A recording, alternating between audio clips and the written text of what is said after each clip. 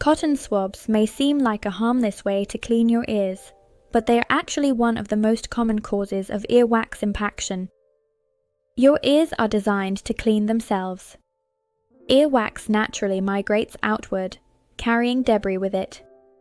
When cotton swabs are inserted into the ear canal, they push wax deeper, increasing the risk of blockages and irritation.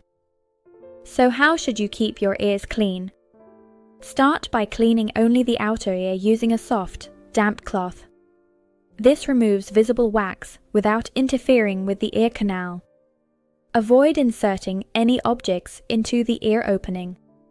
Limiting prolonged earbud use can also help reduce wax buildup, as earbuds trap wax and moisture. Staying hydrated helps maintain healthy ear canal skin, which supports natural wax movement. If you feel wax building up or notice changes in hearing, professional assessment is the safest next step. Home remedies and syringing methods often worsen the problem. At Hearing First Oxford, our audiologists can advise whether wax needs removal or if your ears are functioning normally, helping you maintain healthy ears without unnecessary intervention.